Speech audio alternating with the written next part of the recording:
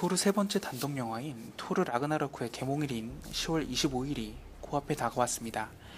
팬들은 토르 첫 번째, 두 번째 편인 천둥의 신이나 다크월드보다도 이 라그나로크에 더 큰 기대감을 보이고 있는데요. 아마도 어벤져스 인피니티 워로 넘어가기 전에 징검다리 역할을 맡았기 때문일 겁니다. 여기에 라그나로크라는 비장한 북유럽 신화를 모티브로 삼았고요. 내년 2월 블랙팬서가 개봉하기는 하지만 인피니티 워가 탈지구 규모를 보이는 만큼 여러 행성을 배경으로 펼쳐지는 라그나로크야말로 어벤져스 세 번째 영화와 직접적으로 연관이 돼 있다고 볼 수 있습니다. 블랙팬서는 작품 자체에 대한 기대감은 높되 아프리카, 미국, 한국 등 배경이 한정적이죠. 사실 토르 단독 영화 시리즈는 마블 시네마틱 유니버스 영화 가운데서도 그리 좋지 못한 평가를 받았습니다. 천둥의 신은 로튼 토마토의 신선도 77%, 다크월드는 66%를 받았죠. 낮지 않은 수치기는 하지만 각 영웅의 기원을 다루는 캡틴 아메리카, 퍼스트 어벤져가 80%, 아이언맨 1이 94%인 걸 생각하면 흥행을 떠나 아쉬움이 남는 대목입니다. 천둥의 신은 어벤져스에 토르와 로키를 등장시키기 위해 만들었다는 느낌이 강하고 다크월드 역시 인피니티 스톤 중 하나인 리얼리티 스톤을 다뤘다는데 의의를 둬야겠습니다. 토르 라그나로크를 이해하기 위해서는 먼저 북유럽 신화를 짚고 넘어가야 합니다. 라그나로크는 북유럽풍의 아마겟돈이라고 볼 수 있습니다. 아마겟돈이 기독교에서의 지구 종말을 다룬다면 라그나로크는 다신교 성격이 강한 북유럽 신화가 몰락하는 과정을 그립니다. 한마디로 오딘, 토르, 로키 등 북유럽의 신들이 모두 사망하고 새로운 시대가 열린다는 내용이죠. 신들의 최후를 다루는 이야기인 만큼 비장함이 느껴질 수밖에 없습니다. 토르 라그나로크 역시 이와 연관지어 그 운명에 대해 기대감을 갖게 만듭니다. 그래서인지 이 영화의 중국 개봉명은 뇌신, 신들의 황혼입니다. 하지만 정작 공개된 예고편은 상당히 유쾌한 분위기입니다. 신들의 최후에 걸맞은 장엄한 전투를 기대했던 일부 팬들은 북고풍의 로고와 가디언즈 오브 갤럭시를 연상케 하는 SF 배경에 도리어 당황스럽다는 반응을 내놓기도 했습니다. 그럼에도 이 영화의 전체적인 줄거리는 암울하기 그지없습니다. 죽음의 여신을 자처하는 헬라가 아스가르드를 초토화시키고 죽은 병사들을 시체로 되살려내기까지 합니다.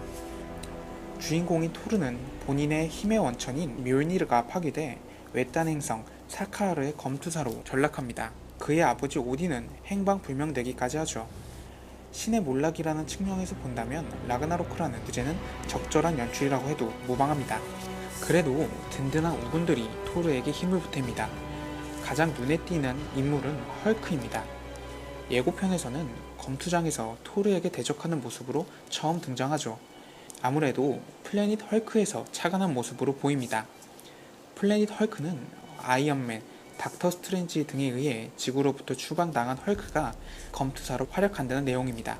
다만 원작 코믹스에서 혁명을 일으킨 헐크가 왕이 되는 과정을 그린다면 이번 영화에서는 외계 검투사가 된 헐크라는 단편적인 모습을 차용한 것으로 보입니다.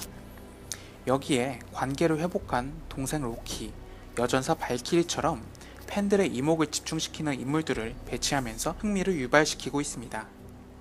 특히 토르와 헐크의 협연을 두고 신선하다는 반응이 나옵니다.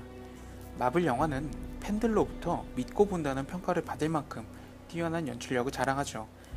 이 중에서도 크로스오버가 이뤄진 단독 영화들은 특히 두드러진 흥행을 보여왔습니다.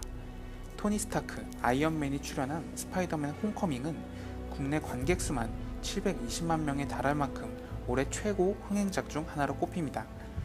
지난해 개봉한 캡틴 아메리카 시빌 워야 말할 여지가 없죠. 이런 기대감을 방증하듯 토르 라그나로크의 예고편 조회수는 괄목할 성적을 내고 있습니다. 미국 할리우드 전문 매체인 더 할리우드 리포터에 따르면 해당 영화 예고편은 4월 공개된 첫날 1억 3,600만 회의 조회수를 달성한 걸로 알려졌습니다. 캡틴 아메리카 시빌 워가 9,400만 회였던 걸 고려하면 놀라운 성적이라고 볼 수 있습니다. 아스가르드에 닥친 위험은 어벤져스 에이지 오브 울트론에서 암시된 바 있습니다. 토르가 스칼렛 위치에 의해 목격한 환상에서 헤임달이 눈을 잃은 채 우린 모두 죽었다고 예가를 하죠.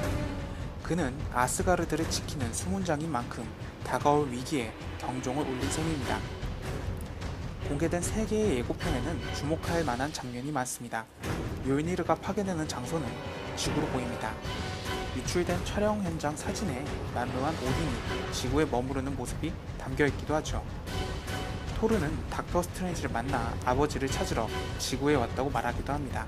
영화에서는 오딘이 사라진 아스가르드를 헬라가 습격하게 될 걸로 보입니다. 아버지를 찾기 위해 토르가 지구에 내려온 뒤 도움을 요청하지만 뒤따라온 헬라에 의해 묠니르가 파괴되는 거죠. 힘을 잃은 토르는 사카하르까지 끌려가게 되고요. 이 묠니르에 대해서는 의견이 분분합니다. 과연 파괴된 망치를 복구하느냐가 주된 논쟁거리죠. 일각에선 닥터 스트레인지가 이 망치를 되돌려 놓을 거라고 분석하고 있습니다. 빈 맥주잔을 도로 채우는 장면이 그 근거죠. 닥터 스트레인지가 시간을 거꾸로 되돌릴 수 있는 타임스톤을 다시 사용하게 됐다는 걸 암시합니다. 반대로 온 몸으로 전기를 내뿜는 토르를 비춰볼 때 묠니르를 포기하고 천둥의 신으로 각성할 거라는 의견도 나옵니다. 하지만 영구적인 힘으로 보기에는 다소 무리가 있습니다. 특히 오딘의 무기인 창 국리르를 사용하는 장면이 나오는데 아무래도 헬라를 무찌르기 위해 이 창 혹은 오딘의 힘을 잠시 빌릴 걸로 보입니다. 영화는 그리 희망적으로 끝날 것 같진 않습니다. 유출된 인피니티 워 예고편 첫 번째 장면에서 토르가 정신을 잃은 채 우주를 떠나는 모습이 나오니까요. 아스가르드의 멸망을 막지 못했거나 막더라도 토르의 신변에 위험이 닥쳤을 거라는 분석이 나오는 이유입니다. 트랜스포머 사라진 시대에서 창조주를 찾기 위해 우주로 떠난 옵티머스 프라임이 후속편인 최후의 기사에서 얼어붙은 채 우주를 떠도는 장면이 있습니다.